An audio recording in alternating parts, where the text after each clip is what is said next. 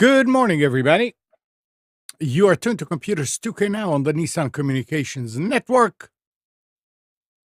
I'm Amnon, your host for the next couple of hours, along with Mike. Well, hello. Good morning. Hi. And Nick is here from his North Pole headquarters. Hi. Ha.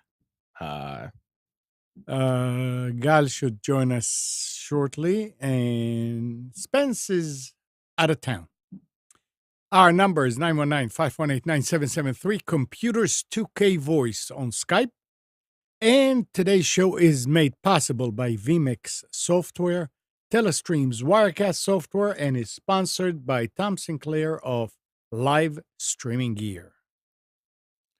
We're going to have to re-examine Spence's compensation. He's been missing a lot of shows over the last year. I know. I'm going to duck his face, his pay. I'm going to duck his face. I'm going to duck his pay.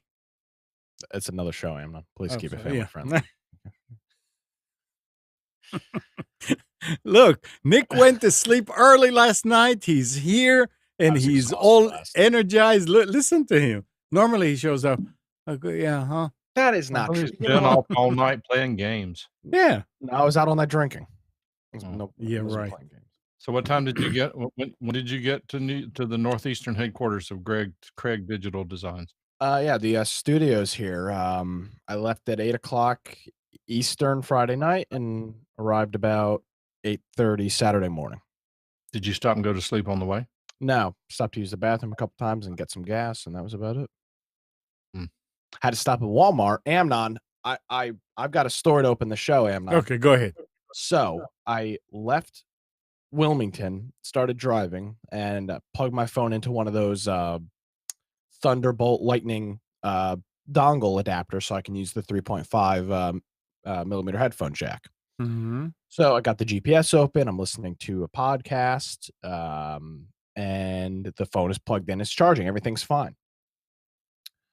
So I get about an hour into my ride, and I, for some reason, I clicked back to the home screen or something like that, and I saw that the battery percentage has dropped like 15%. So I'm in the mid 30s in the battery percentage, and I'm only an hour into my trip. So I shut off the podcast and unplug the dongle, thinking, okay, there's something weird going on here, and I plug it in, and the same thing, the phone is not charging. Excuse me, it is charging. It's the charging icon is there, but it is not. It's draining quicker than it's charging up. So I shut off the GPS as well. I was on a road. I was on 95, so I was on it for like 400 miles. So I shut off the GPS, locked the screen, which I already had at low brightness, and let it sit for half an hour. Click back to charging. Click back to the phone. The percentage hasn't moved. Oh, so I stop in. Is Wilson? Is Wilson north of? Yes. Near the Virginia border. No, it's not near the Virginia border, but it's north of here. Just sort of on the way. Okay, so I think it's probably is it about near 95? Yeah. Okay, so I think I stopped in Wilson at a Walmart. I was gonna buy a cigarette lighter to USB. No, not to USB. Just a regular power inverter one that's got the regular three-prong receptacle in it because I have a charger with me.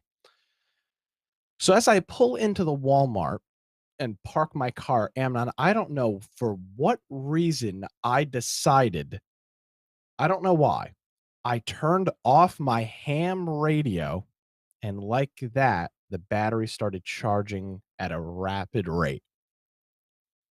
You turned off the Explained radio. that to me. You mean you turned? Totally. The Okay. ham radio that we wired into Yeah. whatever, Yeah. and that caused the phone to charge perfect.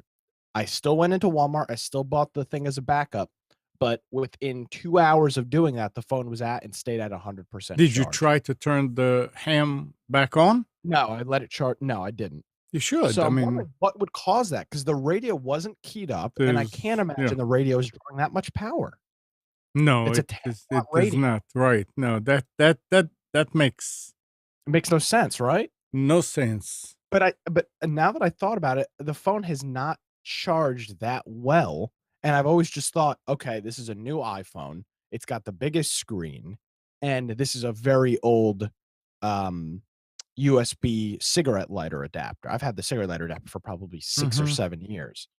So I always thought that was the problem, but I don't know what caused me to turn off the ham radio. I just turned it off, and it went from 40 to 42 or 43% in less than 2 or 3 minutes. Very, very quick charge.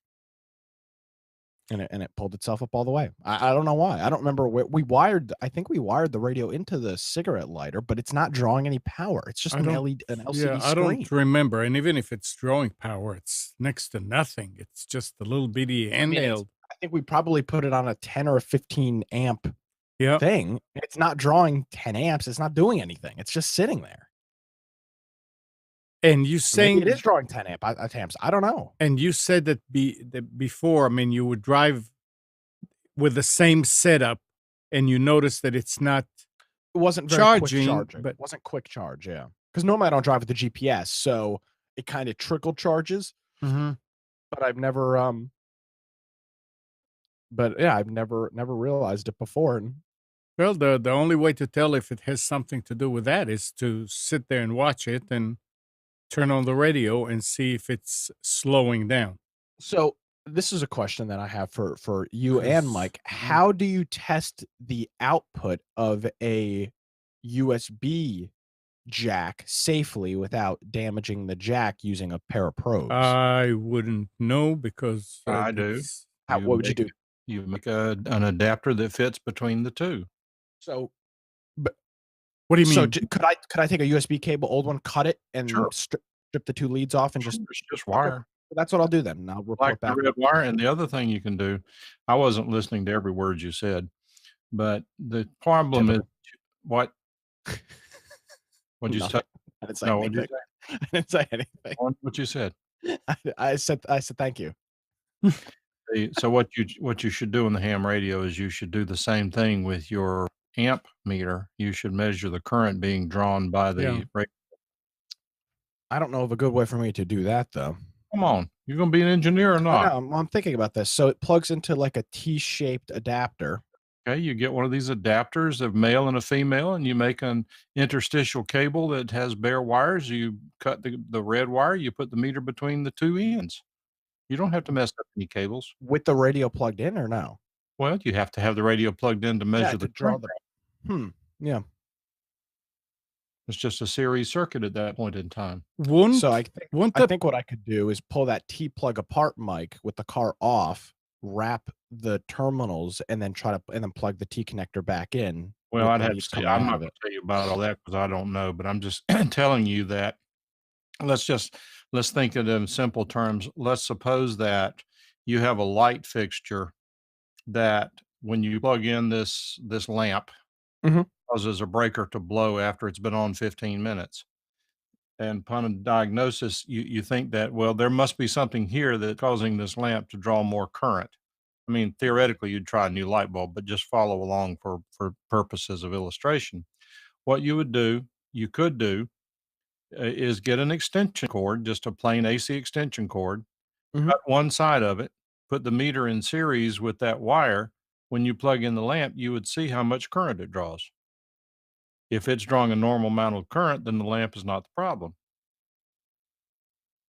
In Yeah. fact, one of the things that A really good repair shop will do, for example, if you send in, I had to send in a speedometer for my truck to repair to a company in Greenville, South Carolina. These things operate on 12 volts DC. If you are in the business of repairing these things, one of the things that you should do on your test bench is to have a power supply that measures the amount of current being drawn, because I'm going to have to call these people Monday and tell them when they get it to be careful, because when you first power it up it works, but over as it heats up it stops working. When you have that kind of a problem, if you put a current meter in series with the supply to the speedometer, the current draw will be higher because that's excessive heating, and heating requires power. You got some questions and Yeah. So let's see. All right. Well, we'll get back to the ham radio thing. Wiring problem. I guess it is. Alan's asking what cable. No, I use the same cable. I've always used the same cable in the car, and I didn't swap that out. The only thing I did different was turn off the radio. And I don't know if it's a 12-volt charger. Let's see. I think I bought it on It has to Amazon. be. Yeah. Old. Let's see if. Oh, here it is. It's a. It is. It's a 2.4 amp 12-watt dual USB charger. I bought it in 2014, so I've had it for 4 years.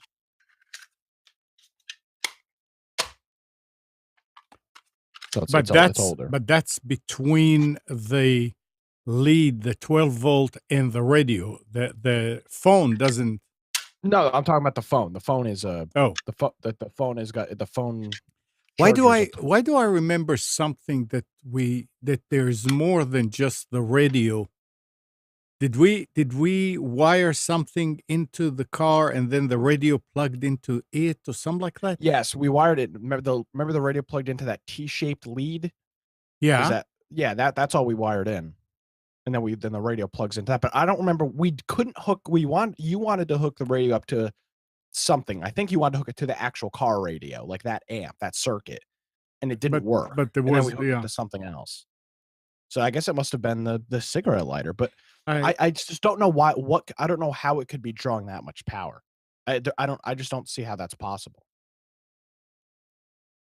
Yeah, it would have to be drawing Mike, probably 12 or 13 amp. Mike, when it comes to 12 volts, if you have some kind of frequency thing, because that USB is generating some kind of frequency probably when it's plugged in, can that affect voltage? I'm not sure what you're asking, because If the you only frequency involved with a DC circuit would be two things. One is if you plug into the house current, the 120 volts, that's AC that converts to DC. The only other one is whenever you have what's called a DC to DC converter, in which you plug it into 12 volts and it generates 20 volts. And that uses an AC oscillator. So I'm not sure what you're asking. What I'm asking is if he has the radio plug in, and let's say it's on the same lead, 12 volt lead in the car. So one side and it forks. One goes to the radio, one goes to the phone. Can the USB adapter that he has, or Backfeed. the what? Can it backfeed and cause interference? It's not a matter of backfeed, but not voltage. Backfeed some kind of a signal. It could, but it would be very unusual. I mean, if it's defective, it could do that. That would mean that the output filtering on it is bad. Okay. But every piece of equipment that's worth anything also has its own filtering built in, meaning that, let's say the filtering went bad in one piece, the filter in the other equipment would probably be enough to suppress that sort of a problem. It would be very unusual for that to happen, but is it theoretically possible? Yes. Nick, I've got a test that you can run. Okay.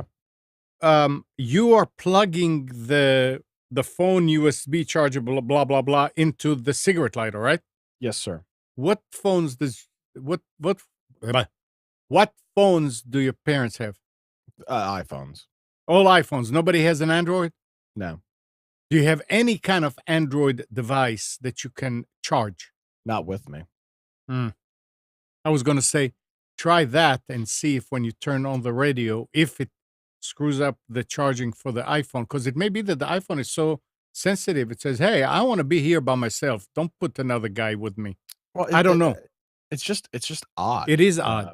It It's is very odd. odd, and I don't know why. I'm glad I thought about it because I was getting very nervous that the phone was gonna die Yeah, before. yeah. You know, I didn't need the GPS between Wilmington and DC. I needed it from DC northward when the roads So get you all got the tricky. adapter, but you didn't use it.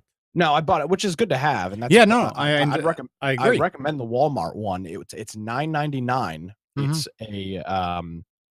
It's a what is this? Is there a proper name for the cigarette lighter adapter, Amnon or Mike? What is it called? Is it That's what it's called. cigarette I lighter? call it cigarette lighter adapter. Yeah. Okay, perfect. So it's a cigarette lighter adapter to 120 volt Right. It's an inverter. receptacle. And It's it's an an inverter, inverter. and it's also got 2 USB ports. Yeah. So, and it's $9, which I was surprised. I was expecting to go into Walmart and spend $30 on it. I thought it was one of those things, but I can't imagine even Amazon can beat that price. Oh, No, yeah, I mean, use a credit this, card. Let's see. Power but you never inverter for tried it. car. No, I didn't. Let's see. The one on Walmart, single plugs on Walmart are $17, $18. So Yeah, this but one you at need Walmart's a you good need to deal. look and see. I mean, the higher the wattage they supply, the more expensive they are. Oh, of course. But So I mean, you need to see if it's the same thing that you got. and realistically, all I'm good. Actually, I can look on my Walmart app. Let's see. Let's see. That's But very. no, I never tested it. So I will. I'll do some testing here over the next week. And Yeah, it'll be and, interesting just yeah, to I'm interested to find out what the deal is. and watch you turning on the radio and nothing changes. It's possible. I mean, Yeah, it's possible. I don't know, man. I don't know. Do, do, do, do, do, do, do, do. Yeah, let's see. How do you view what you've purchased at Walmart? Here it is. Okay, it was $9.99 with tax. It was $10.54. It is a 120 watt. Is there any other Okay. spec on it? The USB ports share a total of 3.1 amps of power, which is way higher than mine. So that 3.1 amps, I believe, is fast charge for Android. So if you plug in one, I think you get fast charge, and then it's just a regular 120 watt output. So this would be great for a laptop, and which is I need to have one because I'm surprised I haven't had a need for one yet. But yeah, oh, and let's see, it's $12 online. It was $10 in the store. So check that out. I haven't used it yet. I mean, I'm not gonna. I can't imagine it doesn't work though. Well, you made it and you figured out a way, and it didn't hold you back. No, I was sweating it for a while though. Huh. I can imagine. I can just imagine. People say the only complaint I'm reading the reviews, people say it's noisy, but I mean, What is? the fan in the inverter is. Oh noisy. yeah, like you're gonna hear it when you're in the car. Well, yeah, if you're driving 70 miles an hour, Yeah. I don't think that's going to be the. Turn the radio a little concern. higher. That's all. Yeah. I also had a situation here that kind of scared me with a mixer. Oh no. I was doing the Vietnam show and it was going, and then I'm looking at the bars on the mixer, and it's like one channel is working, the other one is every now and then it'll just kind of flicker the first light. So what the hell? So I put the headphone on, and it sounded like something was really overmodulating. It had a buzz in it. So I put the headphones from the monitoring laptop, and it sounded fine. So I said, what's going on? So I tried to move the faders up and down, and if I put it lower, the buzz will go away. Kind of, it wasn't a constant buzz. It was a buzz with high sounds. And then if I put it higher, it will come back.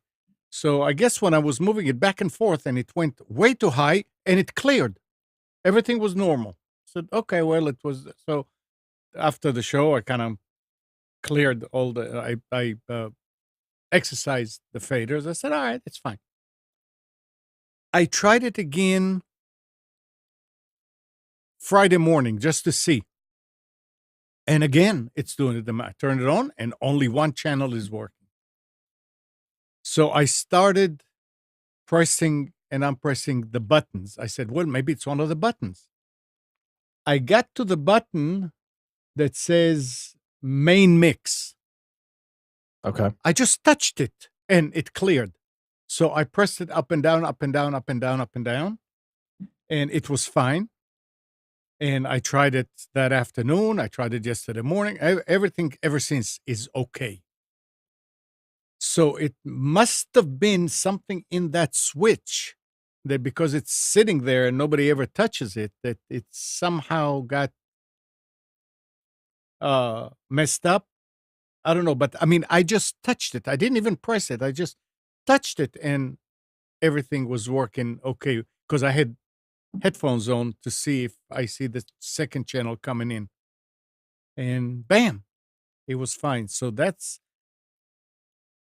well, Mike, does that mean the switch is going bad? Or if you don't touch those switches, they could do something and you just need to kind of clean them?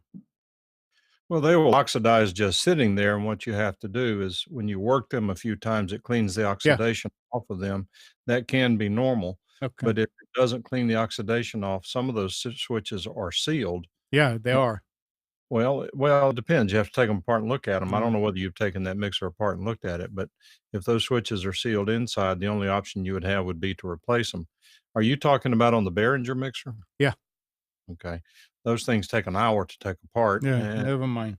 you always have screws left over whenever you get done Actually, Mike, screws in 'em. I'm glad he brought that up because I have the same problem on that Mackie board down in Wilmington. The aux pre-post switch is in post mode, but every once in a while, a caller will say, "I'm hearing music," and they're hearing it in pre mode. So you got to jab the switch a couple times. Is that something that you can spray deoxit into?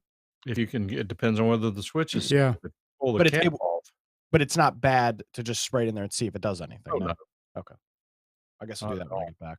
Do you have deoxit? Yeah. Okay. Oh, it can. I lost the little whatchamacallit, the little straw thing for it. Gotta get some of those. Yeah, you Well, need you to can buy without it because if it oversprays, it doesn't hurt anything. Yeah. But it doesn't take much. It really doesn't take much. In fact, what you should be able to pull the cap off of it depending on the switch. Yeah. Some caps may be made onto the switch. I don't know. That would be a problem, and if you pull it too hard, you'll pull the switch apart. Yeah, I'm not looking to do that. Well, look around to see if you can find anybody who has a video or anything on taking it apart. I had the mixer that Chad was using at his Raleigh studio. I bought it off of Craigslist. I met the guy. I was like new. I got it home and moved it around, and it was something rattling around in it.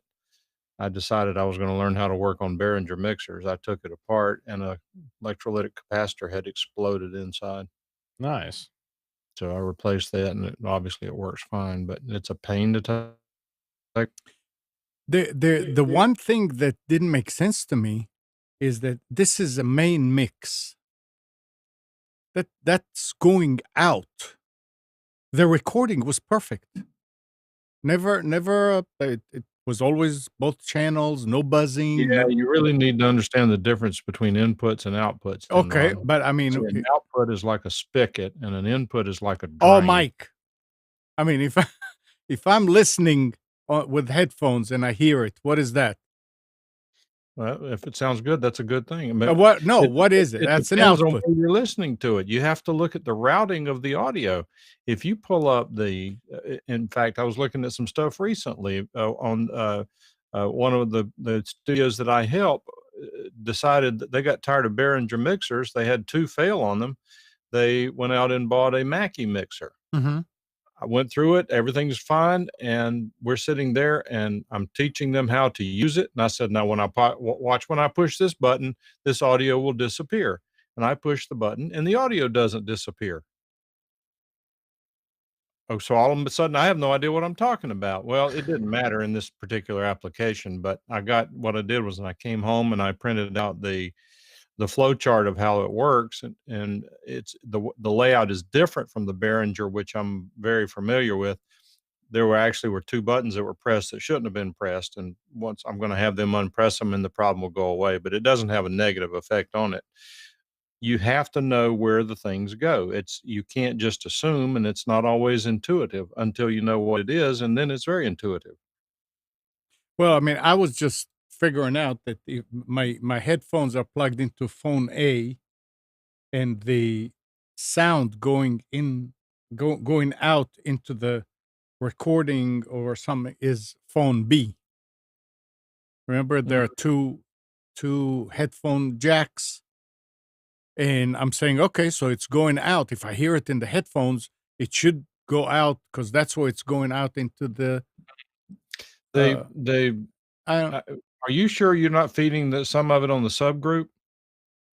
this is I'm the only thing that a subgroup is feeding is what you hear on YouTube and all the other machine. What are The your speakers fed from? the speakers, yeah, no, I mean the speakers are, but I'm talking about machine recording. Well, I'm just telling you that if you backtrace it and figure out where all the wires go, all of a sudden it'll make sense. No. Because if I mean, it I was glad to see that it didn't mess up the recording. That was a good thing. right. Hey, Mike, can you look at what Brent posted in the chat? This is an interesting tool. These are automotive circuit current and relay testers. Did these look like they plug into the little fuse panel where you'd have a regular fuse plugged in, and then you put the fuse in line with these devices? Right. Yeah, I That's mean pretty cool. yeah, I mean a fuse is in series, so Yeah, that's a good way to do exactly what I was telling you. those are cool little devices. But I mean they're very specialized. You'd probably use it one time in your life. Go over to Brent's house and let him test yours with his. All right, Brent, send me an email. Yeah, these Um, are I I mean, watched point. Look at the AUT35. You see how it has the two clips? hold on a second. The AUT, which AUT? Second row middle. Yeah. Oh, yes. It's got the two clips. That's just because you have to clip it in series. This one's designed to go in series probably with the battery. Yes. Disconnect one battery terminal, you connect the red to the red terminal, the black to the wire you disconnected. It'll tell you how much current is being drawn through the system. Now you wouldn't want to crank with it on there because that draws 500 amps, and this would not handle it. May even probably would melt the wires. But having said that, I had my son's girlfriend about 100 years ago had a very old Ford. What Ford. is the Ford sedan that they've sold? Taurus? Taurus. That the battery would constantly go dead. Now she didn't have any money, so I bought her a new battery, and the battery kept going dead. Well, what does that tell you? The It chart. could sit overnight, and the battery would be dead, Something is drawing power. Mhm. even with the car turned off. Yeah. All right. How do you solve that? I took my digital voltmeter, put it in the current mode, disconnected one battery terminal, connected the meter in series with the car sitting there turned off. Sure enough, it was drawing 1.5 amps DC. What was? The car was drawing 1.5 amps out of the battery with it sitting there with nothing turned on. Oh, Mhm. what was there something that was drawing it, or just So how do you Yeah, find yeah. that? well, you just look at what's plugged in? You just start well, nothing was plugged in. Oh. Everything was disconnected inside. So you Hmm. trace the battery cable. Where does it go? It goes to this common point, then it branches off and goes to several places in the car. You take the bolt and nut loose and you separate those cables. You touch which one causes the current draw to go up. And that's where the branch is that has the excessive current draw. In this case, I got real lucky. It turns out that it was only the branch that was causing it was only one device connected to the branch instead of going all through the car, and it was going to the voltage regulator. I took the voltage regulator apart and it had a defective power transistor in it. The transistor had shorted and was drawing current 24/7. I got $15 voltage regulator, put it in there, worked forever. Interesting. But that stuff's very intimidating to somebody with that. Well, I mean, Mike, that stuff's very intimidating. you see, Especially Mike, for me, I know nothing about cars. Yeah, but you know enough about electronics that Yeah. you're following. let me tell you flowing how. circuit. Let me tell you what you would do if you had that situation. You Me? don't. You no, Nick or anybody who's intimidated. You don't take anything apart. That's my concern. Yeah. You pull one fuse at a time, and you see when you don't have any more draw. Chances are it's somewhere that is fused somewhere. Now, in Mike's case, since it was the voltage regulator, I doubt any of the fuses would have given indication, oh, it's this circuit. But in most cases, it'll be the radio or a fan or something. So you leave the what I used to do when I used to work on cars, that I would put a test lamp. I would disconnect the terminal and connect a test lamp in between and just watch the lamp. And when you get to a fuse that involves that circuit, you pull it up, bam, the light goes out. And you say, okay, it's this circuit. And then it's written in the manual what that circuit is. And so that's what you would do without taking stuff apart. Because you're right. You start taking these things apart, you may not be able to put them back together unless you know what you're doing. Like Mike knew what he was doing. That's a different.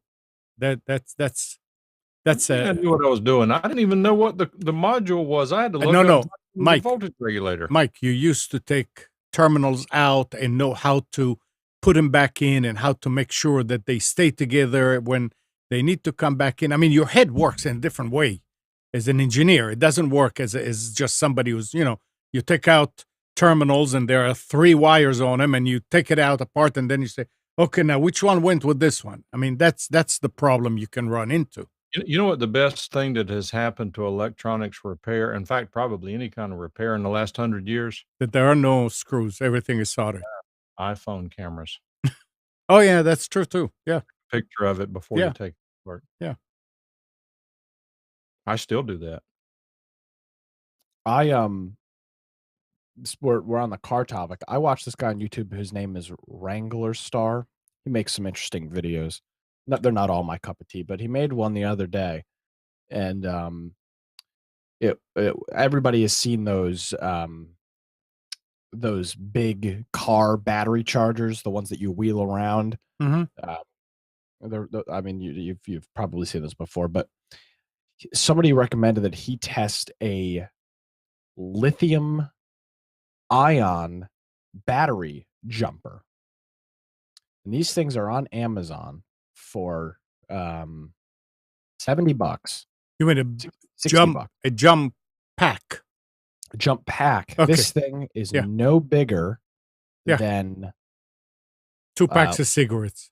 No, it's a little bit bigger. It's about the size of like 2 iPhones, maybe. And you hook this thing up to he hooked this thing up to a dead Ford Transit battery, and that was dead, like dead. And it turned over his car, and he was blown away by this thing's work. This guy's worked on cars for his whole life, and he was just blown away by this thing. And I know some people are looking for Christmas gifts for people. This seems like this would be a cool thing to just have in your car all the time.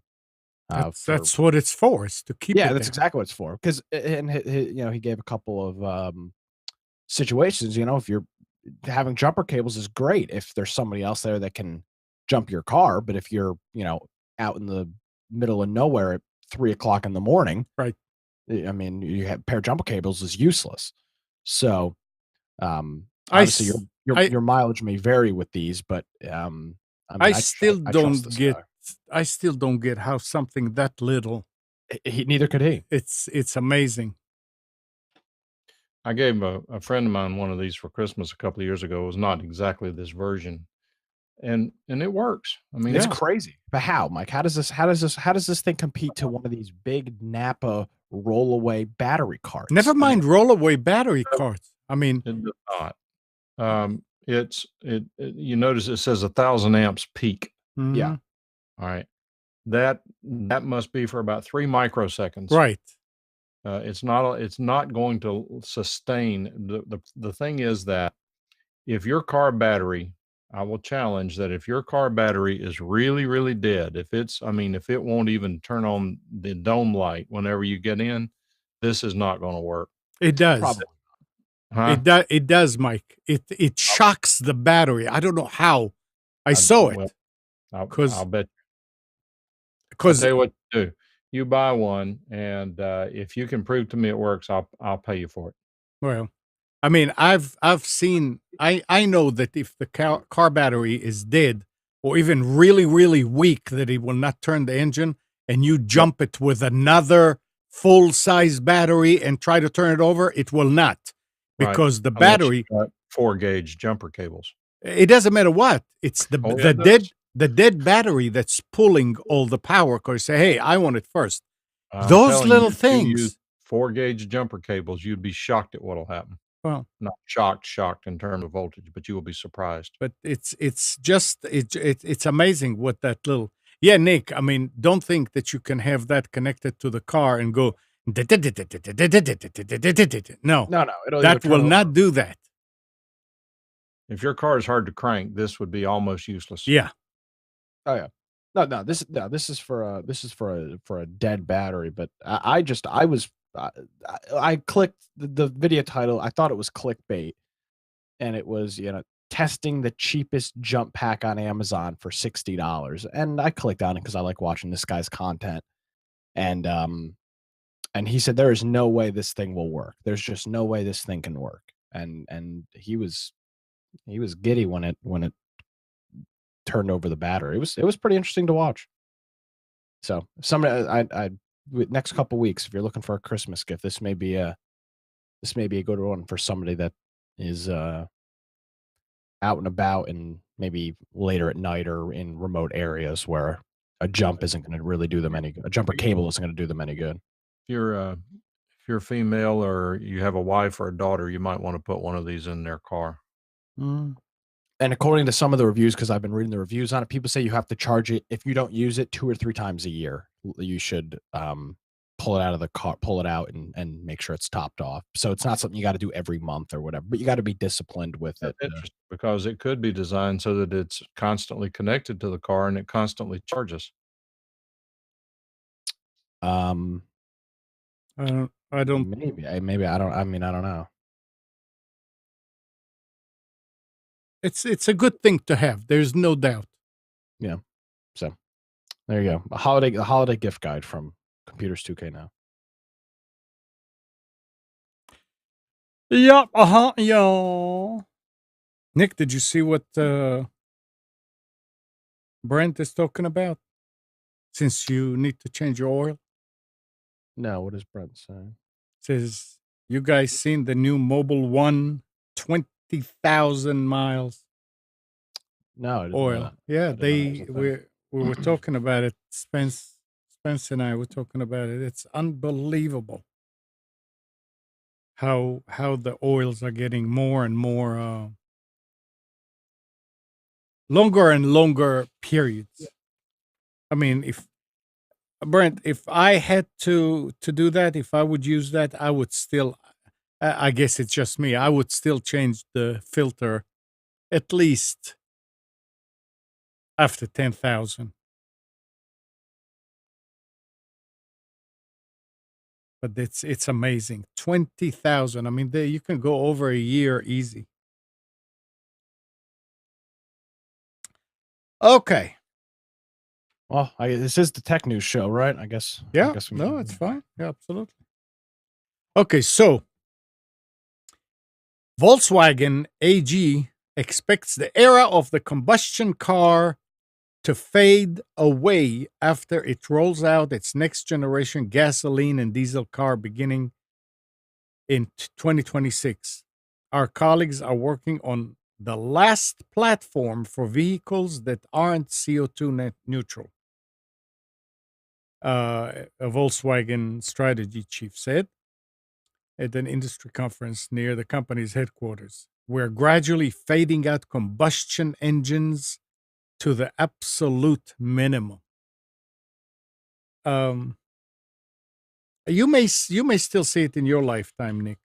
I doubt I would see because you got to think that even if they stop making combustion engines today, it'll probably take another 20, 30 years before they are gone. Easily 20, 30 years, if not longer. Yeah. But it's interesting that they are they're talking about, just the talk kind of will make a lot of people go electric. Oh, they're going to stop it? Well, it's Volkswagen. The electric thing is interesting. I mean, I spend a lot of time out and about driving around, and I'm sorry, but I'm just not seeing them. I mean, yeah, I know. Every once it is a rare. I see more very high end luxury sports cars Mhm. than I see probably 3 or 4 to 1 over electric cars. I mean, that's just Wilmington. Take that as a small area, but Well, it depends where you are. Yeah. of course. But I'm not seeing them. And there's these freaking chargers everywhere in Wilmington. Every freaking mall or shopping center, there's these Tesla chargers. There's never any cars there. I park in those spots because they're close to the door. But there's never anybody charging their cars. Yeah. So who has Verizon? I think Mike does. I do too. Verizon today announced that 10,400 employees, about 7% of its worldwide workforce, are taking buyouts to leave the company. This is part of an effort to trim the telecom giant workforce ahead of its push toward 5G. I guess 5G takes less people to operate. Is it Verizon Wireless or Verizon? Well, that's Verizon. It doesn't say Verizon Wireless, but because they own Fios and what else do they own? Verizon owns Fios and it's not DirecTV. They own Dish. They own Dish, I think. yeah. But it's I mean, when I don't know if this is the same, but it's always was when a company starts letting go of people and offer them packages and all that, something is not right.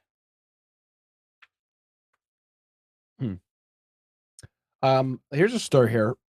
Our friend, I think our friend Mike Myers is going to be busy. There were some more updates on that Marriott breach, and I don't know whose report on it was, but apparently it was a group of Chinese hackers that stole details of this article. This New York Times article says 500 million guests. And I know Mike does. I think he does cybersecurity over at Marriott. So I'm sure he's been busy here the past couple of weeks dealing with all this. Yep. I wonder if when it's all said and done, you can talk about it. It says that it's a Chinese intelligence gathering effort. Yeah. Yeah. Right. But I just hope that other companies are learning and are strengthening their defense against such things. It's tough, man. I mean, it's crazy. God never showed up, did he? Wonder. No, don't see him. I'll wait with that one. There's also some more stuff going on with the. I don't know if we actually talked about it on this show. The Huawei Hua- Huawei. Huawei. Huawei. Was it the CEO that Yeah, no, the CFO. CFO? Who did we grab them from Canada? I think that's what it was. No, The US we did nabbed not them grab them. Her. It's a her. to her. No, Canada's supposed to extradite her here. Yes. And there's some more details going on with that. Now China's all pissed off that the US wants to extradite her, and there's some shady stuff going on with that company anyway. Yeah. Huawei, I mean, Yeah, and they're the the ones reason, the whole reason behind it was that she was cooperating with Iran. That's the reason why they wanted her. Why we want her, because she was talking with Iran about things that are sanctioned. Yeah, and there's lots of controversy with them. They are they're big with the 5G, Mm-hmm. some of the 5G implementation, the 5G antennas, and we talked about it a couple weeks ago. There's lots of concerns that almost all of the 5G technology is coming out of China, who's, as we talked about with the Marriott deal, is probably our greatest cyber enemy is China. Yep, I absolutely. mean, They they are. rip off everybody's intellectual property. I mean, it's nuts. So there's lots of concern. At least for me, there's concerns about that with 5G. And Alan is saying Canada grabbed her, and now China has detained 2 Canadians. Doesn't surprise me whatsoever. Mm. Absolutely. It's like a chess game. Yeah, I mean, China's pissed. They don't. I mean, they're pissed. They don't want that going down. I I was listening to our friends No Agenda on the ride up here, and the CEO of Google sat in front of the was it the Senate Intelligence Committee this week? I don't. It was some committee, and they were talking about. Of course, we're still talking about Russian meddling in the election, and I'll find the clip. I'll post it in the chat. And the CEO of Google admitted that the Russians, are you ready for this one? This is going to blow Mike out of his chair. The Russians on Google with their ad platform spent a total, Mike, I don't know if Mike's going to be able to handle this, a total of $4,500 on political advertising against Hillary Clinton during the campaign. $4,500, Mike. How does that make you feel? Live reaction. I don't know what to say, Nick. I mean, that's a big deal. I mean, when you got that kind of money, it's just hard to compete. I'll tell you why. She's not worth any more than that to spend on. Didn't need to. I was I was in the middle of I was drinking something when I was listening to the show, and I almost spit out my energy drink because they were laughing so hard when this guy admitted that all this nonsense is over on Google. Facebook they spent like $15,000, and on Google now $4,500. So we're talking $20,000 total of advertising. Some of the political races during the midterm elections, like the Texas race, Beto spent like $25 million against Ted Cruz. $25 million. And now we're talking about $20,000 over a presidential election, not a district race or a House or a Senate race, the presidential race. So I thought that was pretty funny. It is funny. Might as well not even mention it. Yeah, excuse me. I lied. $4,700. I misspoke. Oh, well, now that Russia-linked ad accounts spent $4,700 during 2016 presidential election. So that's a good read. On ads through AdWorks. But or what did the ads. ad say? They didn't elaborate, but they spent. Oh, well, that would be important. Well, I don't disagree, but that was the even if they spent it on, I mean, anybody that is on any type of SEO or digital advertising or anything of that nature knows that $4,500, $4,700 is not going to get you very far. No, not when you get 20% of the world's uranium. Uh-oh.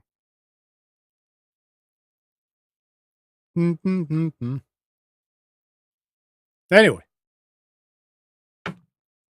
so a Russian, here we're talking about them, a Russian online mapping company was trying to obscure foreign military bases.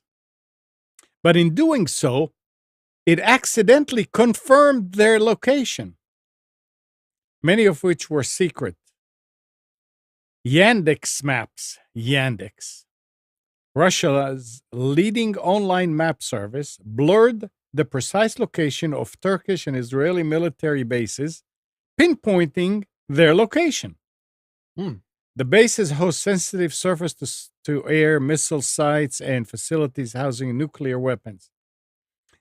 The Federation of American Scientists reports that Yandex Map blurred out over 300 distinct building airfields, ports, bunkers, storage sites, bases, barracks, nuclear facilities, and random buildings in the two countries. Some of these facilities were well known, but some of them were not. Not only has Yandex confirmed their locations, the scope of blurring revealed their exact size and shape.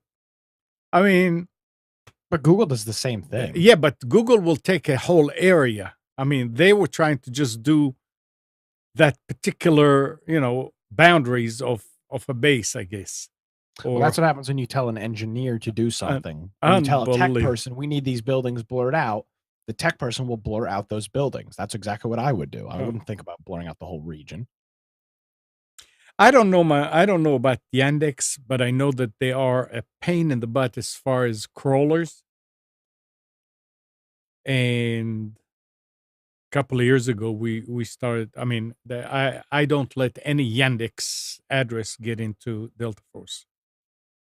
If you're coming with any of their IP addresses or with a name, it's blocked by the firewall. Why is that?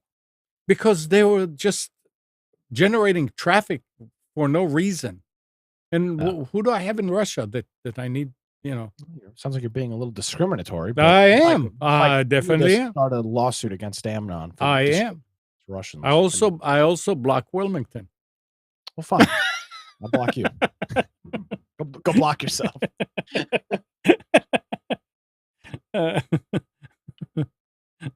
enc.rr.com. You're blocking the whole Eastern Carolina. Okay, now this is something people need to be aware of. ESET researchers have discovered a new Android Trojan using a novel accessibility abusing technique that targets the official PayPal app and is capable of bypassing PayPal's two-factor authentication. Ruh-roh.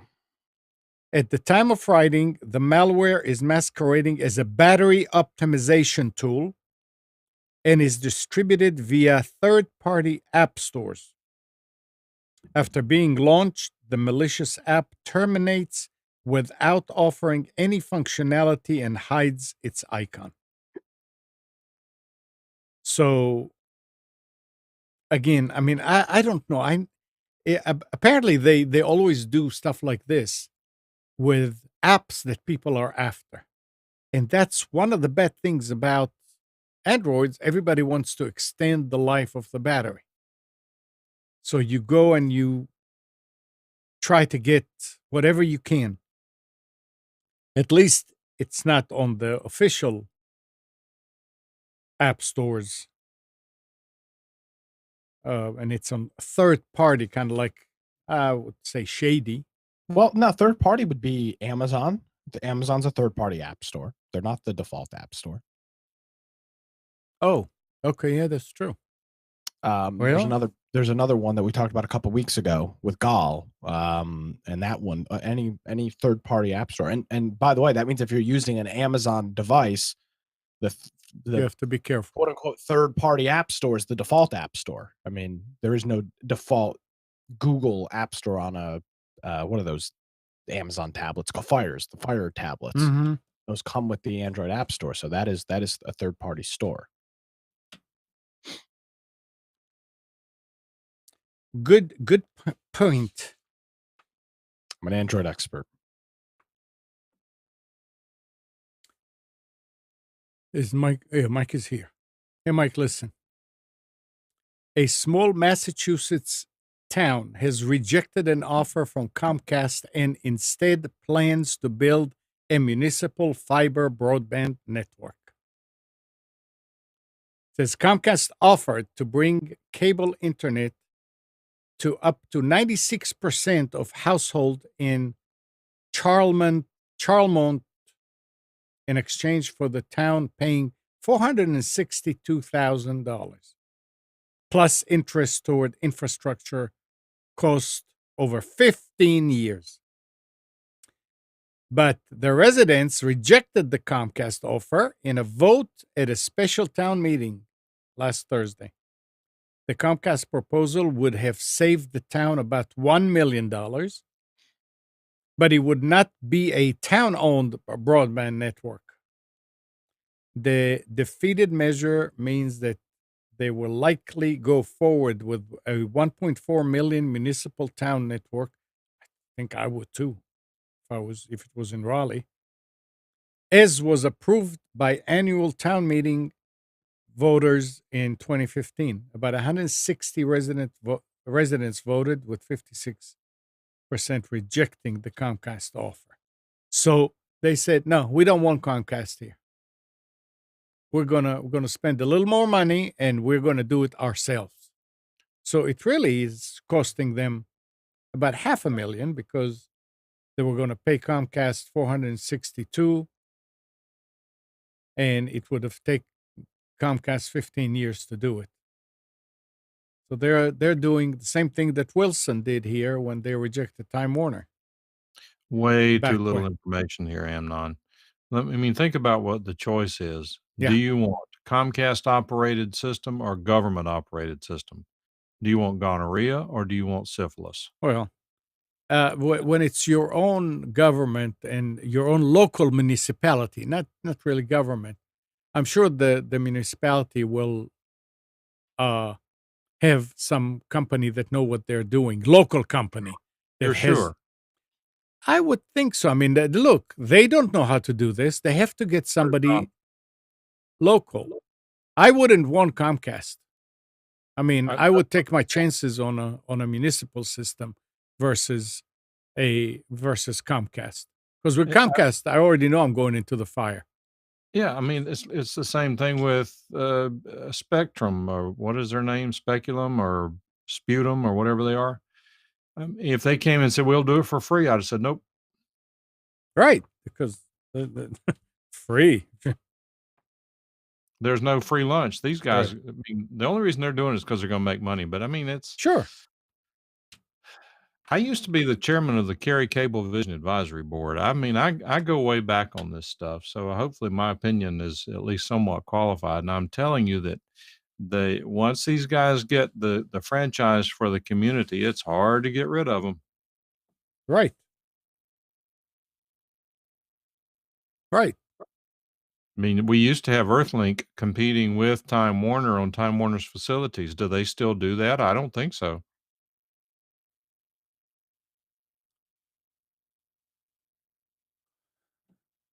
Well, guys, I see there's a lot of activity in the chat. Call us 919-518-9773. Computers 2K Voice on Skype. Let's discuss some of these points there.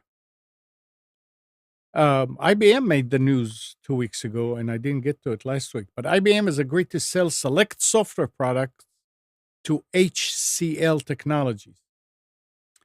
Included among these is everyone's favorite email and calendaring tool, Lotus Notes and Domino.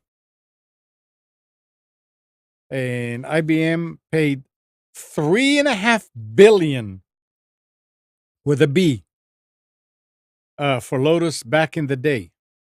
The big pieces here are Lotus Notes, Domino, and Portal.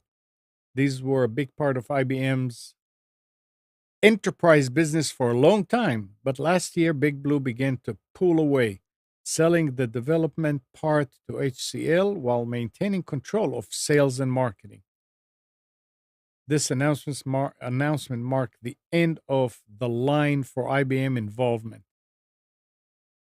With the development of the platform out of its control and in need of cash after spending $34 billion for Red Hat, perhaps IBM simply decided it no longer made sense to keep any part of this in-house. Did we talk about the fact that they bought Red Hat? We did. Yep. They're trying. They're trying Trying to do what? to be cool and hip and modern and front lines, whatever you want to call it. What's modern about Red Hat? It's not Red Hat. It's Linux. I know IBM. what's modern about Linux. It's something that everybody wants because it's Nobody wants it. no, it's the other side of Microsoft. It's Microsoft's push Microsoft out of the picture kind of Linux. Right. Get them down from 95% to 94, and then we're going to celebrate and have dancing in the streets, right? Yeah. I mean, Linux has its place and Microsoft can't touch it. But one of the attractive parts about Linux, in my opinion, is that it's not such a bleeding edge thing. It's built on stability instead of Yeah. shiny new objects. It works. Totally works. Yep.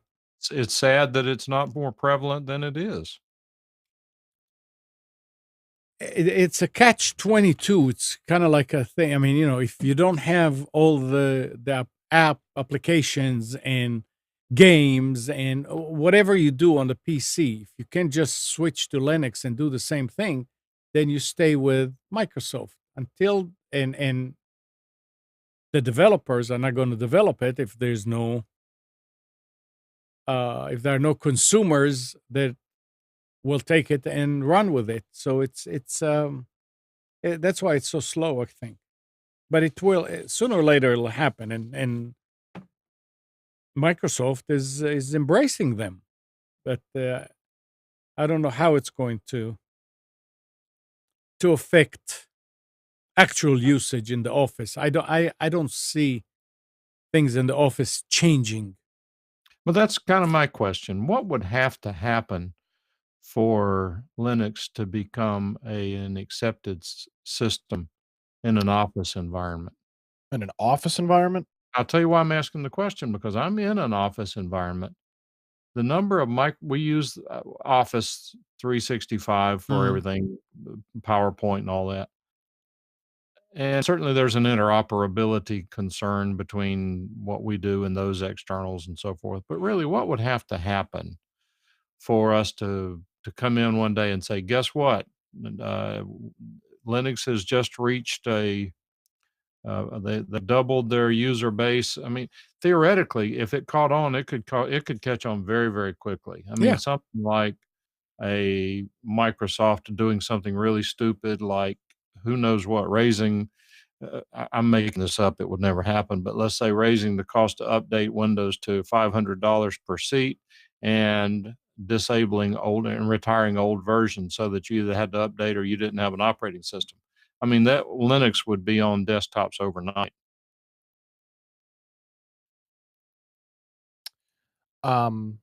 Is I think Word I think there's a critical mass in there somewhere that once enough people are using it, I think you would see the applications development Right. skyrocket. Right. That's the point, Mike. There's I kind of mean, a catch-22 Mike, why are you using Office at your office? because it's compatible with the rest of the world. Exactly. That's Why are when. That's when, if like you said, if people will start using But Linux, my point. if half the market out there started using that Open Office or LibreOffice or whatever it is that's on Linux, that will give it a boost. But I'm telling you that if you look at the typical office environment, at least to the extent that I have been exposed to it, the number of power users, that is, the number of people who require Microsoft specific features built into Office, is probably 1%. Right. Everyone else could get by with these open source software Yeah, they solutions. could, but they will not. The IT department, quote unquote, of any office will. It's like going and standing on a ledge for them to say, you know what, guys, we're switching you because they can get in trouble. But here's another thing too to think of. Most people, because of their home use of a computer, are already familiar with Windows. Now, you can, depending on the GUI you use for Linux, you can make it look a lot like Windows. But I think that's probably, that may be even more of an issue than an application like Word not being supported, because people just aren't familiar with it. I mean, they're going to click the button down at the bottom to try to get to the control panel, and there's not going to be anything there. Raise your hand if you know how to use Microsoft Word styles. The styles, as in like in that top bar that you can change the different styles of the way text looks. Yes. So you know how to do styles. You know how to change the default style such that when you create a new document, you can change the style. For example, if you go from an outline, a numbered list, the actual style itself, that you know how to manage styles. I would say 0.1% of Word users know how to use it. It is the basis for Microsoft Word. If you don't know how to use it, you probably can't use over 10% of Word's capability. Yes, that the styles is for that Agreed. list at the top that shows that thing. Yes. Not just select one. I'm talking about you know how to. Make one. For example, do you ever in Word, when you get to the end of a paragraph, do you ever hit the return button twice to create space between paragraphs? No, I double whatever you call it, double space it. I do. I hit paragraph it or double. whatever. I hit enter. Yeah. Then you don't know how to use styles correctly. Right. Well, I don't. The only thing I use styles for is when I create the points for the show, and I go and I copy and paste, and it comes out in all kind of weird fonts and everything. So I have a style that I highlight, and I just click it, and it does it all by itself. Whatever it is, it turns it back. But that's just one thing. That's it. Right. Every Word document should theoretically have its own style. Yeah, that's a little bit too much homework. That's why no one does it. But Yeah. I sat through a day-long seminar on how to use Microsoft Word. Mhm. I was spellbound, absolutely fascinated. I tried to get the guy, asked the guy, "Is this available anywhere on video?" Nope, not gonna do it. We're not gonna do it. We teach the live seminar. I mean, if he came again, I would go sit through it again, and this time I would have my phone recording without him knowing it. Because he sat there, for example, this was a bunch of paralegals and lawyers. He had a document. He brought in a document that was a bird's nest of documents. He collected 4 or 5 documents, pasting them all together. He said, "How would you fix this?" He started working on it, showing how you would select a paragraph, you would change this, change that, fix it. He did 3 clicks and with a style, and it was all 100% and correct and consistent. And there was just a gasp in the room when he showed how well it works. Yeah, well, I mean, there's a lot of things, a lot of pieces of software that we use, but we know how to use it for our own purpose, and there's a lot of more power in there that we don't know how to unleash or use, and it may make our life easier, but it's what you used to. I don't know. I mean, here's a piece of software that I'm using here, vMix, and I'm using it for what to make it what I want it to do. But when Nick is here, he always finds things. He always say, "Hey, you can do it this way," and oh wow. And it's hard for me to wrap my head around it and say, "Oh yeah, okay, I'm going to use it." because you're already used to do it a certain way. And here comes Nick and telling you, no, you can do it a lot easier. Just click this. So yeah, and I think it exists in every piece of software. I don't think anybody uses any software to its max. I don't think it exists. I don't know about that. Huh? I mean, people are using Outlook. Outlook can do a whole lot more than just email. That's true. I find a lot of Outlook's features to be annoying. Well, I mean, annoying is one thing, but I mean, the point is there's a lot more that it can do to make your day at the office maybe easier.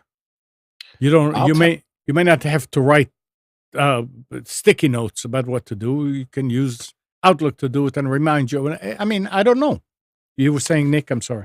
I'll tell you what, with Outlook, they need to stop changing the damn UI. I mean, every time they do it, Yeah. like I don't know if your office has got, I mean, your work office. I don't know if they've got the new versions locked down before they rolled them out, but they literally in the last week have changed how Office looks totally again, or how Outlook looks. They hire new engineers who have a different. I mean, it looks totally different. They've gotten rid of the big menu bar at the top. I mean, they've totally changed how it looks. No. Well, they're making it easier for Linux or for replacements. I'll take some screenshots here. No, they always figure, oh yeah, let's make it different. People will like it.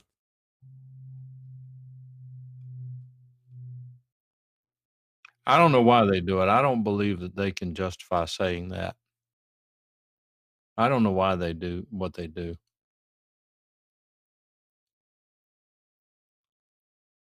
Let's see. All right.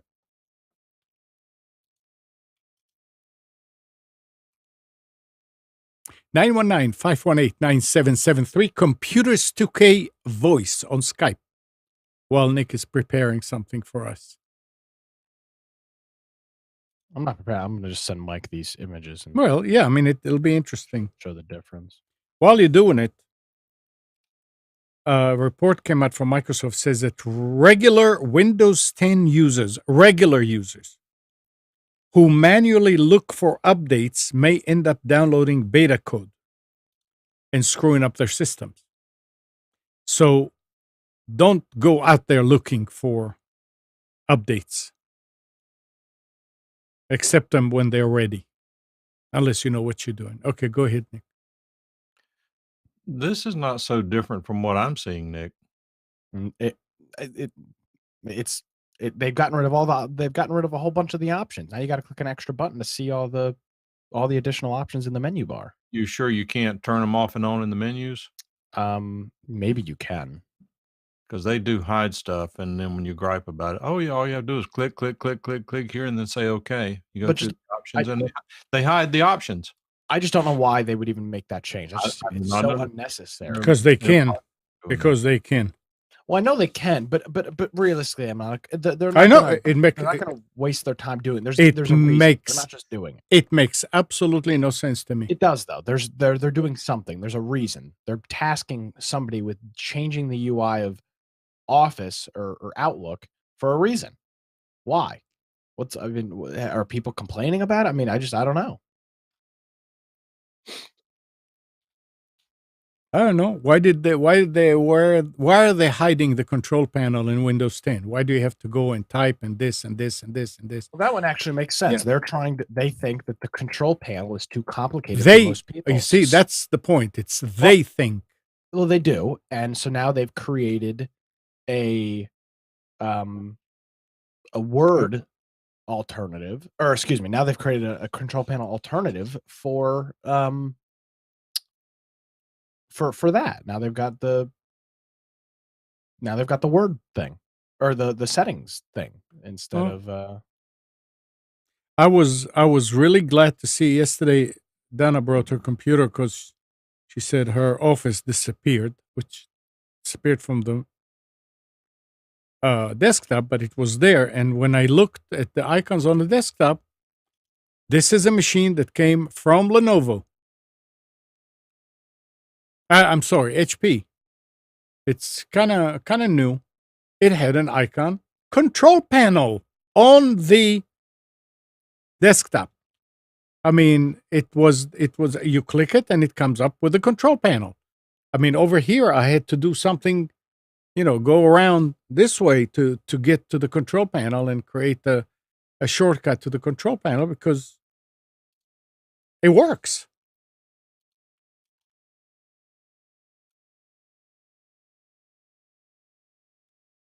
Very weird.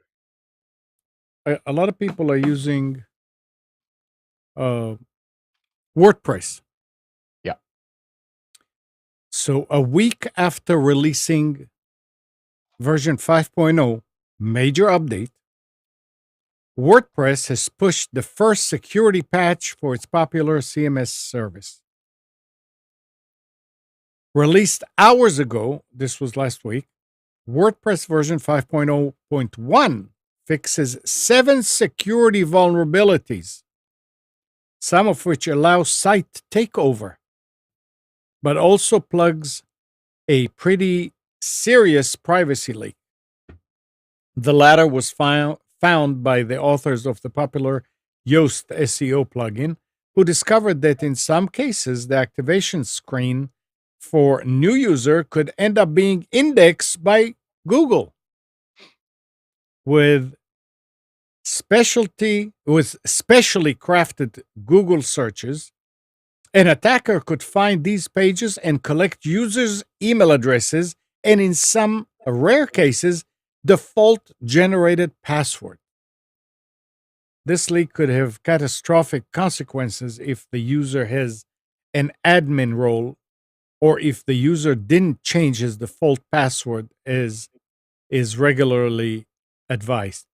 So this is why you're always told that if you have, WordPress, a lot of people want WordPress because they can do things their own. Well, try it. But there you have to continuously update. And things come in, sometimes daily basis, sometimes weekly basis that you have to update. They found this vulnerability and that vulnerability. And again, it follows the same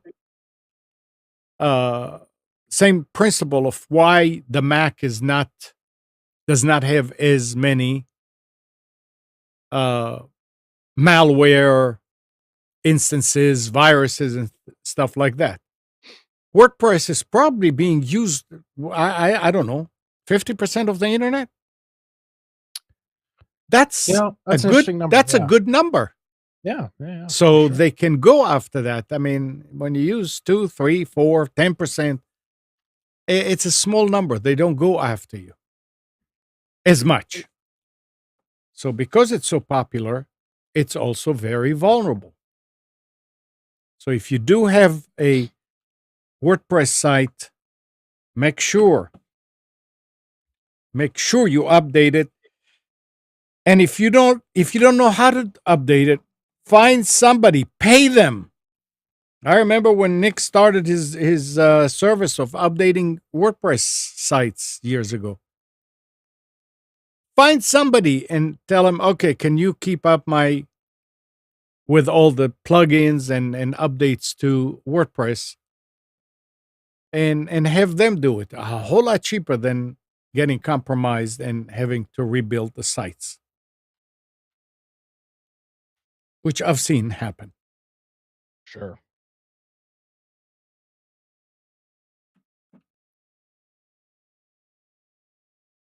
This is kind of an interesting situation. It's funny. A notorious millennial dating practice is starting to creep into the workplace. Ghosting. Employers are noticing with increasing frequency, is Mike here? Yeah. That workers are leaving their jobs by simply not showing up and cutting off contact with their companies.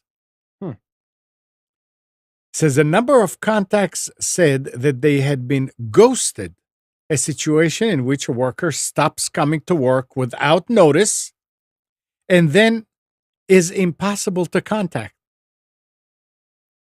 The Federal Reserve Bank of Chicago noted in December Beige Book, which tracks employment trends.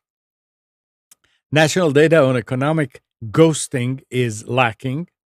In terms which usually apply to dating, first surfaced in 2016 on dictionary.com. But companies across the country say silent exits are on the rise. Imagine just not showing to work and that's it. You go and you move and you don't let anybody know where you are at work. I don't know. All right. Analysts. Well, let me jump in and insert something here that I just learned about last night. Okay. President Trump just learned about and shut down an office of the federal government that is still working on preparation for Y2K. Now that's funnier. Are you serious? I don't believe that for 1 second. Fact. I need a source. You know him very well. I'm sure I do, but I still don't believe it. Okay. I believe it on the government. Poor people are going to be out of a job, huh? Well, these jobs are given to children and brothers and sisters of big supporters. They just sit there on the government roll. Oh. So analysts are blaming America's increasingly tight labor market. Job openings have surpassed the number of seekers for 8 straight months, and the unemployment rate has clung to a 49-year low of 3.7% since September. Okay, that's not accurate, but go ahead. Well, janitors, baristas, welders, accountants, engineers, they're all in demand, says Michael Hicks, a labor economist at Ball State University in Indiana. More people may opt to skip tough conversations and slide right into the next thing. So you don't want to face your boss or anybody and say, "Hey, I'm leaving." You don't want to give the 2 weeks. You just don't show up. I would not hire someone who left a previous company without notice. How would you know, though? You can find out. No. And furthermore, you ask the question and they lie to you, and you ultimately find out, you dismiss them on the spot.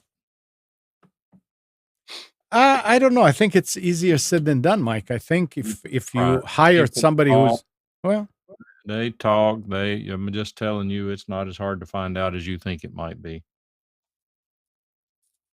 Okay. Be some extenuating circumstances like sexual harassment or something like that would change that equation. But a lot of these millennials, I was just reading an article on this a week or 2 ago, where in fact it was distributed by an HR consulting company, where it says that to get satisfactory millennials, you're going to have to provide the following things. They're not satisfied with daycare and a cafeteria any longer. Here are the additional things you're going to have to do to attract the millennials to work for your company. Well, I don't know.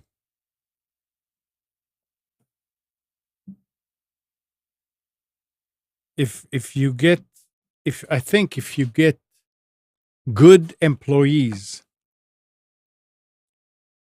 and they are really helping the business, and then you found out that they did something like this, I would have a talk with them and say, "Look, why did you do that?" And they may say, "Well, they were not paying me. They, I don't know. They can come up with a bunch of reasons, but the point is, if they're helping your business and it's really working and they're being compensated, then you may retain them. If you don't keep your hand on the pulse of what's happening in the company and people are beginning to get kind of resentful. Oh yeah, and they're not taking care of that, they're using us and all that. Yeah, those people may leave again. So, how do you say, insinuating circumstances? You may be able to find out that. Okay, I can forgive that. Now, if they do it to them, they'll do it to you. If it's in a Yeah, non-mission critical position and you can afford somebody not to show up for work, so be it. I mean, people get in car wrecks, get killed. I mean, things happen. You have to be prepared. It can't be a make it or break it. I'm just telling you, I've probably hired more than 100 people in my career. I've done it enough to have a little bit of sense about me when I do it. I'm just telling you that there are some red flags. It's kind of like a marital relationship. If they'll do it with you, they'll do it to you. So you just, people don't change leopards don't change their spots. And if they have no regard for their former employer, they're not going to have any regard for you, because remember, on almost every job, when you start in, you're in the honeymoon period. Everything is great. right. 6 months later, boy, your boss is the biggest dummy in the world. My company is incompetent. They don't know what they're doing. I'm grossly underpaid here. I don't know why I ever took this job. Nothing, everything is not perfect here. They get triggered. They leave, go to another job. The first 6 months are great. And then boom, guess what? All companies are alike. Oh.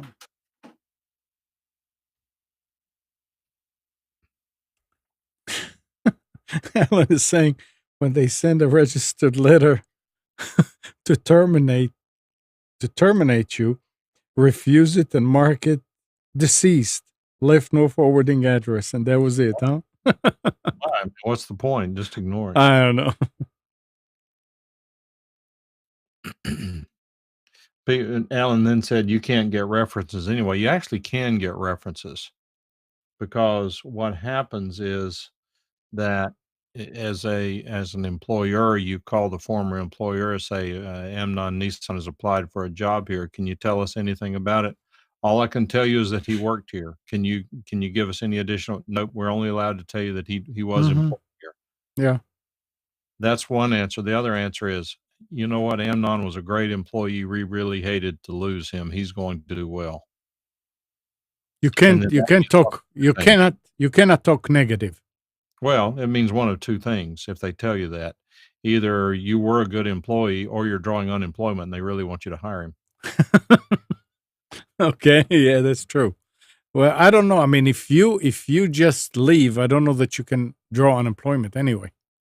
It depends. Sure, you can. If you have a legal basis for leaving, that's the fault of the employer, like hostile work environment. Of course Okay. you. Okay, yeah. But then you have to stay. You cannot hide anywhere, like leave no way to contact, because it's actually the company that's paying your unemployment. Right, but there And will more than likely, if you file for unemployment, you just disappear, don't come in, don't have a basis for leaving. You file for unemployment, there will be a hearing. yeah, You have to yeah, show up at the hearing. If they can't get up with you, they'll dismiss the request. right. Wig 9 says companies are holy, workers are a disgusting subspecies. It's unfortunate how many companies feel that way. And it's so stupid. I mean, we could talk the whole show about this. It's so stupid because you know what? As a company, if you're a manager or have your own company, if you really do think that your people are stupid or deplorables or dysfunctional, guess what? It becomes a self-fulfilling prophecy. Why should I come in and work hard if you're going to treat me like crap? Just give Mhm. me my paycheck and I'll go home. It becomes a self-fulfilling prophecy. I've seen it happen before. If you treat your people like crap, you're not going to get first class performance out of Right. them. It's just human nature. A lot of my customers were asking about do we need to sign a contract? And I said no. And some that we would talk with, and I said, well, a contract is just made to be broken, and if you're not happy with me, why should I keep you? You're going to talk bad about me anyway. So if you're not happy, you're welcome to leave and go somewhere else. A contract will not do me any good. I mean, I don't have time to go to court and get money Actually, from I you. That an interesting thing about 55, 60, 70 years ago in the radio business. Our competitor was getting advertisers to sign contracts. Whenever they said they wanted to cancel and spend money with us, he would say, "No, you got a contract." He made a lot of people really, really mad. Yeah. To counter it, of course, he sold a lot more than we did, but uh, he we came up with a contract. This was actually suggested to us by a very good sales consultant. We came up with a contract, and all nice looking contract, all legal terms and everything in it. And down at the bottom, and said in bold text, "This contract can be canceled at any time for any reason." Well, why would you sign a contract if it can be canceled? Because we want to spell out what you've agreed to. And if you don't fulfill the contract, we're going to take back some discounts, but we're not going to sue you.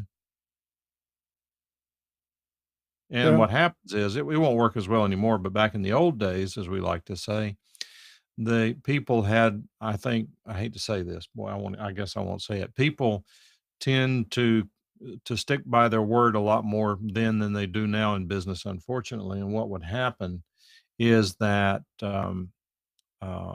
they would say, "Well, I agreed to it, and even though they're not going to sue me, I'm going to stick to it." And it actually worked.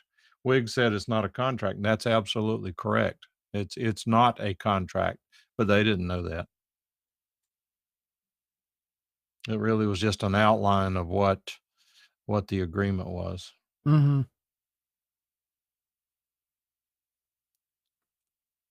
Yeah. All right. Here's something else. Microsoft is working on a new Microsoft 365 consumer bundle that will be the consumer focused complement to Microsoft's existing Microsoft 365 subscription bundle for business users. It says a couple of recent Microsoft job postings mention the consumer subscription bundle, which Microsoft has yet to announce publicly. The job posting for a product manager for the M365 consumer subscription notes the subscription product marketing team is a new team being created to build and scale the Microsoft 365 consumer subscription. The job description says the product manager for the blah, blah, blah, blah, blah, identify, build, position, and market a great new Microsoft 365 consumer subscription. So apparently there are going to be two versions of Office 365 or Microsoft 365. Professional and the consumer. Well, there should be, because the professional version is overkill. The professional version's the base Office plan is $12.50 a month. It's a lot for a consumer version. Well, we'll see what it's going to cost and what it's going to have. It's still, I mean, they don't mention any pricing. So I mean, I'll tell you what, I wouldn't pay $12 a month to use Word at home. I wouldn't. I mean, it's not worth it. Like you said, you could use OpenOffice or LibreOffice or whatever. Why aren't more people using Google Docs online? Google, whatever they call their Word, it actually works very well. It works pretty well. Meets the needs of 75% of the users. I think you don't see it used as much because it's not a program. I think Google's making a huge mistake in that regard. They need to make a falsetto program that's web. I was going to say WebRTC, but I guess it'd be just a web based that looks like a program that people can open. People want to open a program. They don't want to use Chrome or Firefox. No.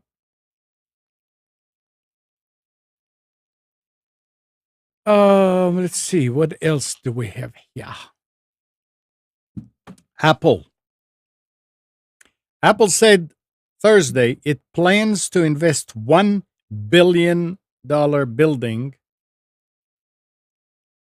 a new corporate campus in Austin. That would eventually create 15,000 jobs. It says the iPhone maker will also set up new offices in Seattle, San Diego, and Culver City.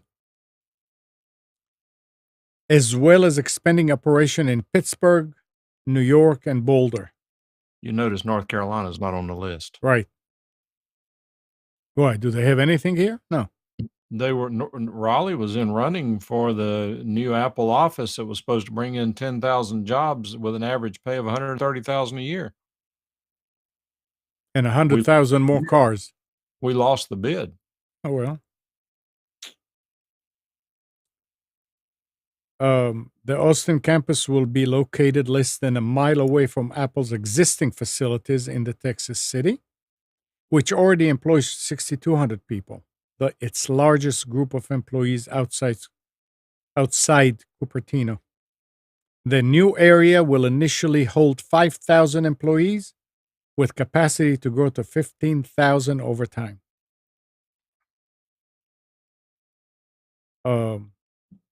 And I'm sure Obama is going to take credit for that soon. Well, I think there's a bigger story here Okay. with the Austin thing. Austin gave Apple almost nothing in terms of incentives, and even So- who's Tim Cook? He's the one in charge over there.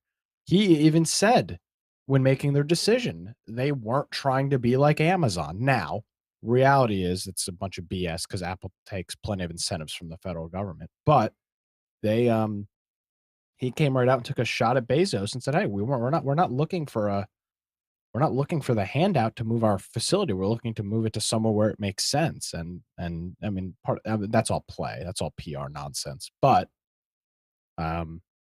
Apple or North Carolina offered Apple a very enticing deal, and they went with Austin, who offered them practically nothing. So North Carolina's governor pissed them off. I'm sure he did. But I think it's interesting that they said that they're not making their decision based on the incentives.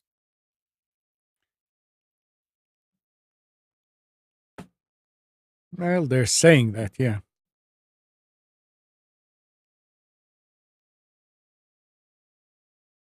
I mean, Mike, if they came over here,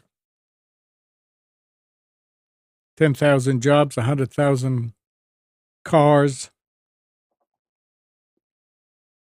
the 10,000 jobs would probably not be all local people. No, they would have been. Hmm. They would have been, or either they're liars. But they met with Ray Cooper, governor, Mm-hmm. and they left that meeting and said, we will never build in North Carolina. And they had already met with real estate developers on the locations to put the facility. It was going to be over here on Western Parkway. Interesting. It would have doubled the value of your house in 5 years. No, am I heartbroken they're not here? No. But I will tell you that in terms of jobs and industrial development, I mean, it would have been for economic development. It would have been fantastic for this community, but they're going down to Austin that has traffic that's getting as bad as LA. It makes no sense to me why you would do that to your employees. Oh, Adam Curry, who lives in Austin, was talking about that on the most recent No Agenda, and he said that he's getting ready to move out of he lives in a condo downtown, and he and his wife are getting ready to move because they can't deal with the traffic. Now, they also do already have a large facility in Austin. I think they employ like 6 or 7, maybe 8,000 people there. Yeah. So I guess that kind of makes sense. Well, Tim Cook made the statement that he did not want conservatives buying Apple products, so I have obliged him. You're not going to buy another iPhone? No. What are you going to buy? Used iPhone. Come on. No, Apple's losing their hold on the iPhone market. They're still leaps. You and mean bounds on the cell phone market? Yeah, cell phone market. But there's some other people coming along. I mean, Huawei is probably stealing everything Apple. So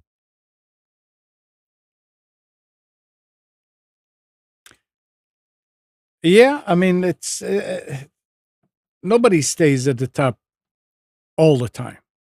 It's always ups and downs, and I argue that Apple's still living off of Steve Jobs' yeah. genius, and that's going away. Tim Cook is no Steve Jobs.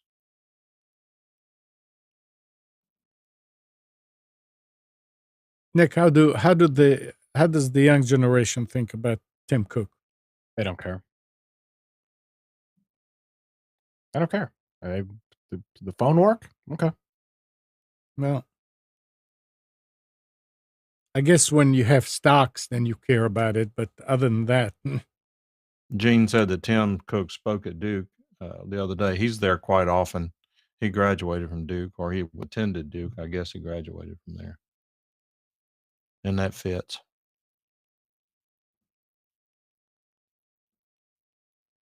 yeah, doubled the home value, but Wiggs is saying doubled your property taxes too. Well, they're going to double the property taxes anyway because of who they've elected to the Wake County commissioners. That's all they know how to do is raise taxes.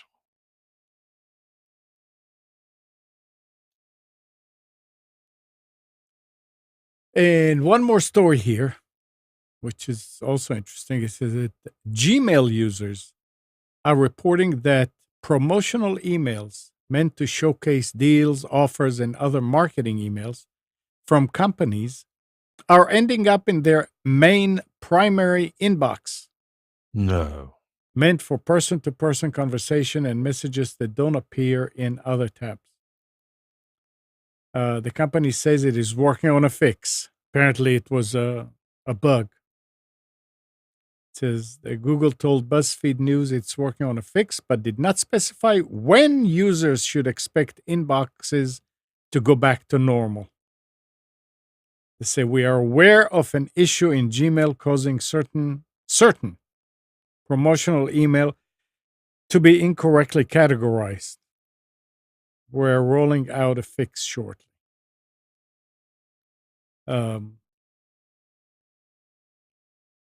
It's I think Gmail is going to be growing bigger than what it should be, and So bigger who than else is what. offering the thing that Gmail has going for it is their spam detection. Mhm. Their spam detection's not that good. The more and more I've been using it, they are throwing stuff into spam and into promotions and whatnot that don't need to be in there. They've gotten very sloppy with it recently, I think. Well, I don't doubt that, and that's consistent with what I was going to say is that not only have others improved, but they have declined. The real thing that Gmail has going for it, the things that it has going for it, number one, it's free. Number two, they have extraordinarily large inboxes, and their Postini Oh. spam detection in the past has been the best, absolutely the best anywhere. But interestingly enough, we at our office, we use Office 365. We were having terrible problems with, we paid some spam company to handle our spam, and 95% of the emails we get were spam. It got to the point to where I was having to kill 20 or 30 spam messages a day, which may not sound like much, but whenever you get in there and start deleting this stuff, if you're not careful, you'll delete something you shouldn't delete. And if you don't, Mhm. the alternative is to open every one and look at it. Anyway, we flipped the Office 365. Our spam has dropped dramatically, and it's all based on junk folders. Something's going to have to happen. I mean, there's got to be something better out there than Gmail because when they change this interface, I'm part of this 4,000 lawyer listserv.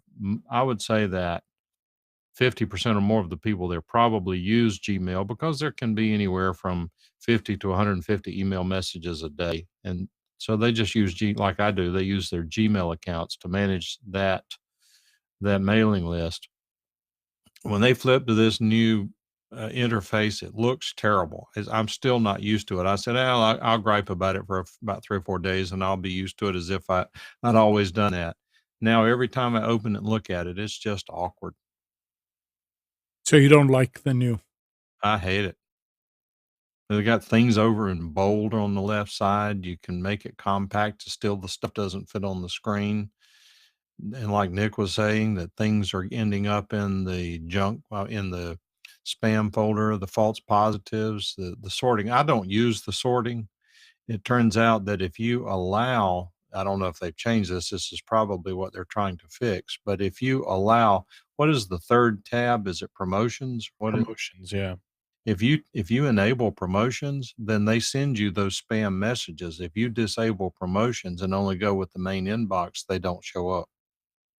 Well, and the other thing with the promotions menu, I don't know if you've seen this, they actually sell there's actually ads in the promotion tab. Right. That's what I keep some of. Like actual ads, Yes. not spam email, like Right. They're the first legitimate two. advertising. That's right. They look like the first two emails with a special wrapper around It's them. crazy. If you turn off promotions, it won't show up. Exactly, it goes away. Um, And they're trying to probably work around that. And once they do, and I have to open it to look at spam, I'm switching to a different account. Because I mean, the stuff I put there anyway is not mission critical. I would not use that for mission critical, although I have used, for example, my main email account. If you send me an email to my pobox.com email address, then it actually goes to a Gmail account. I pop it out of the Gmail account so that I get the benefit of the spam detection, which right now, because it was already trained, it works very well. I will periodically log in and look at spam folder to see if something has gone haywire. And for the most part, it seems to be okay. all right. Arnie's been asking me about this all morning. I said we'd come back to it, so we'll come back to it. He wants to know about some ham radio stuff. I've got two of the same radios. They're both either Luton, Luiton, or Lexan, the 898 models. I've got one in my car that I love, and it works great. I bought the same style of radio. They're all made by the same Chinese company, but I bought the same style of radio on Amazon a couple months ago, and I'm not happy with it at all. I'm unable to program it through the software like I should be able to, and it just doesn't work. It doesn't work like the one I have in my car. I can't program it. I have to do it manually, which is a real pain. So I don't necessarily have a recommendation. The one I originally bought on Amazon is unavailable to buy anymore. So I went with the alternative, and it just frankly doesn't work as well. So I don't really have a recommendation. I'm probably going to get a new mobile rig for my car, and then move the mobile rig in my car that works well into my apartment. Like, you're a ham. Have you used any of have you played around with anything? Don't even know where my radios are. Well, I'll give you a car unit. I probably got the same one you got. Actually, you probably do. And for some reason, I couldn't get this damn thing to program. I ordered the first one, thought it was screwed up because I couldn't program it, contacted Amazon, shipped it back, got another one, and it's the same thing. Can't program it through Chirp. So send it back. No, it's fine now. I'm using it. But I couldn't. I don't know. I don't know the alternative. I don't know what else to get. I haven't figured out how you tell which repeater to hit and how to get to it. One day you can show me. I've just never played with it. It's 2-meter, Arnie. There's a great app called Repeater Book, and it's a mobile app, and it looks at your location and tells you what repeaters are close. But a lot of it is guess and check. I mean, you got to find an active repeater and ask people in the area what repeaters they talk on. Breaker 19. Yeah, wrong wrong hobby. But yeah, it's a 10-watt dual band VHF UHF mobile radio, Arnie. I'll post a link to the one I have. You can't buy it though. Oh, yeah, they're like $70. They are cheap, but for some reason these new ones just don't perform like my other one does. Well, that's because they're cheaper. No, they're the same price. And it's the same radio and everything. Cheaper made. Yeah. But I mean, I don't drive enough or use it enough where I listen. I don't really talk a whole lot. What do you do? Set it on scan to see what's available? No, I've got a couple of local repeaters programmed into the radio, and I monitor one that that somebody else I know down in Wilmington is on, and I just monitor that one. There's not really a whole lot of activity. It's a dying hobby, man. They're not doing it. I brought this up at our last ham radio meeting, which was December 5th. I said, you guys need to get some younger people in here. I mean, I've got everybody in the club at the meetings. I've probably got everybody beat by 15 years, the closest person in my age. That's a problem. Younger people are not into it. Well, yeah, but that's because there's no outreach. I mean, Well, what do they get out of it? What's the benefit of joining? Why should they want to do it? it's a hobby. I mean, I don't get anything out of it. I'm not even a member of the club, but I mean, But for techie what's the people benefit like of me, being a ham? That you've got communications in the event of a disaster? yeah, but I don't think that's appealing. That's not why I'm using it. I just think it's kind of neat. I mean, there's yes, that's the big reason that the PAM community will tell you, oh, when the storm hits, we're the first one here. Now, I'll give you this. In the fact of when the hurricane happened in Wilmington, that was accurate because I didn't have cell service. The AT&T towers were down, but I was still able to walk around with my little HT, and I actually got an update that the road that I needed to get to was blocked. It was still flooded. So in that situation, it was useful, but I don't think that's not going to be appealing to a 23-year-old, I don't think. Yeah, and most 23-year-olds think that nothing will ever go wrong in the world. But you've got plenty of techie people in their 20s that I just don't think they've ever been reached out to by the community. And if you take the technician's test and flunk it, you don't need to be a ham. Well, but I don't agree with that. I mean, They give you all the answers. they do, but I mean, I still don't understand half the stuff. I passed the test. I don't think I understand stuff well enough. I took it and I missed 2 questions. I didn't even study it. But Mike, I mean, come on. Well, no, but a lot of that was rules and regulations. It had nothing to do with electronics knowledge. That's true. That's In true. fact, I didn't have but 3 schematic diagram questions on the whole test. Arnie, I've been looking at one of the Yesus, let me find the link here. But he's right. If you go one of the brand names, that's where you'll get Oh yeah. good And stuff. and they're better rays. I'm looking at the FT 2980. It's an 80 watt, which is way more than the 10 watt that I've got, which I don't know how relevant that is, but Well, it's 70 watts relevant. I don't have an issue hitting my repeater in my local area anyway, so I don't think it's going to matter a whole hell of a But lot. with the 81, you can knock the antenna off the tower. Yeah. So I've been looking at one of those, and it's $170 on Amazon. But that's a single band. I don't think that's dual band.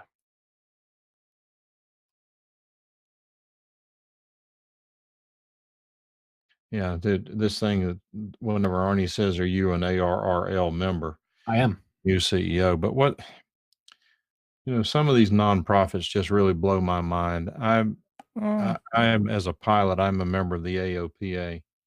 This is a nonprofit organization that's funded by donations. The CEO makes $750,000 a year. Nice. Yeah.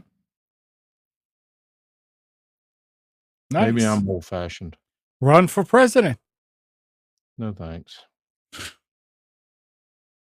All right. Anything else before we end? No, sir. All right. Nick, I'm assuming you're not doing a live show tonight, or are you?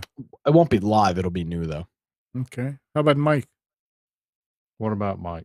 Is there a new show? The crypto. Crypto culture show. I can't even remember the name of it.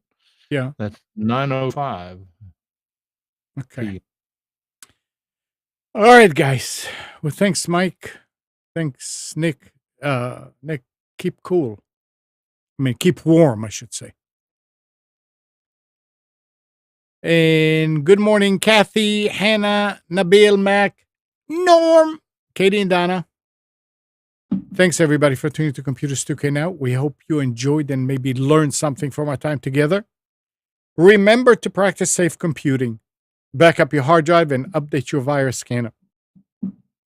We'll be back here next Sunday at 9, but you can always reach us at computers2know.com. Tonight at 7, you can listen to Nick's pre-recorded show Against the Norm. That's at 7. And at 9, Mike Phillips hosts the Crypto Culture Show. Both on Wilmington Big Talker 106.7 FM. And you can listen on TuneIn. See you next week.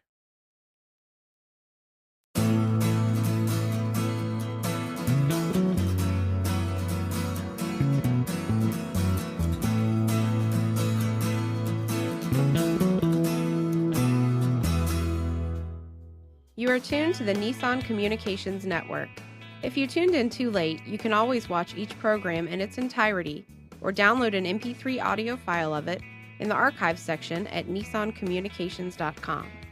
Don't forget to subscribe to our YouTube channel, follow us on Twitter, and like us on Facebook.